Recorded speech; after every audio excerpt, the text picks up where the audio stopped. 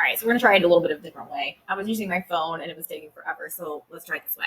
Um, so we've got this opening, and I love Joyce because when she opens this, it's like she's like a rabid raccoon. She just like rips into it, right? She like stabs it and then like rips into it and then pulls out this Russian doll. I'm kind of surprised that the writers, and maybe they originally did this and thought it was just too obvious. I'm kind of surprised that the writers didn't use one of the Russian nesting dolls. I think they're called like Mayushka dolls or something like that.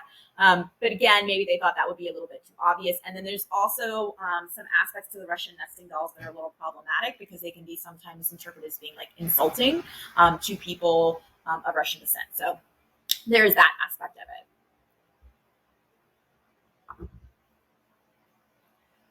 So remember, I originally told you that you need to pay attention to like tiny realities. Well, dolls are a part of that tiny reality, and please stop doing that.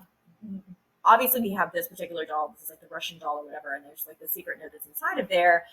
But we had two dolls that are broken in this episode. The first one is this one. I don't know if it's the first one that gets actually broken, but this is the first one that we see get broken apart. And then the second one is Elle's doll, which is a representation of Hopper, right? That breaking open of the dolls is a breaking open of a small reality. Okay.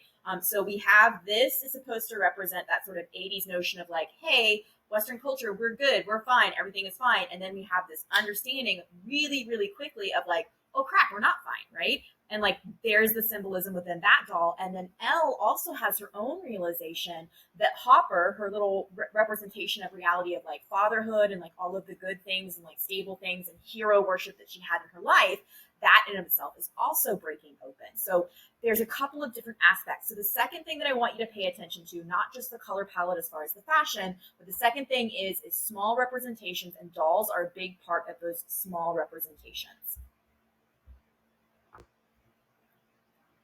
Remember, I told you color palettes, right? So this is where we see the first rejection. He's handed back the ticket, and it is a moment of epiphany for him. So he has identified fully with this realm of I am the foot, or I'm sorry, I'm the basketball player, and all of the colors that look at the framing of this shot, like all of the colors that surround him are this is my identity, and he's having this moment of epiphany. Now notice that the moment of epiphany takes place right after he tries to confront her with the truth and say, hey, you're presenting yourself as okay and you're not okay. Like, I just want you to be here currently in time with me in this place, right? So contrast that with this scene in which we have a whole bunch of really dark colors and dark hues, and she is trying to sort of like figure out what's going on with herself, right? She just had like a school counselor try to walk her through this and figure out what's going on with you.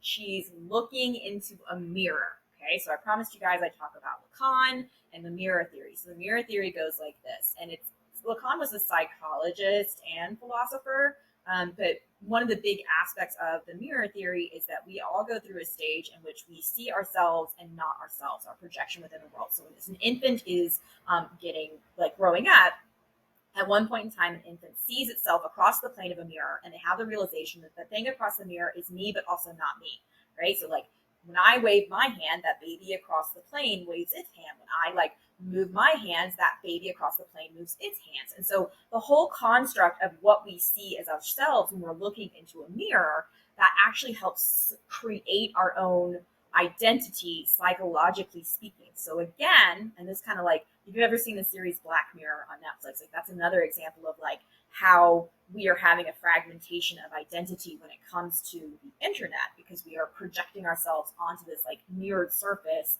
that is there but also not there. So she's looking into a mirror and she's trying to ground herself in reality because she doesn't know what's real and what's not real anymore. And that also sort of like affects who she is because what is not real seems to be impacting her reality and identity. All right, so again, going back to the idea of color palette, we have our cheerleader here who's in those very bright sort of 80s colors, but the rest of the color palette of the bathroom is very scary. This is her emerging right after she was bulimic, she was throwing up, and then she had this like episode of non-reality for her. The only reason that that's really important is that we know that for her, the horror exists in her mind. And that's also a metaphor for eating disorders, which, by the way, were rampant in the 80s, also in the 70s. But in the 80s, I mean, they like diet culture, fat shaming, all of those things, like huge, huge, huge issues there. And we hear the voice of her mother, and that ends up being the sort of like monster in her head And so the question then becomes like, what is really the monster in this series? Okay, so I'm going to stop there because I'm about to get into some like super nerdy Stephen King 27-year stuff. And I want to make sure that if you are not interested in that, that you can skip that particular video.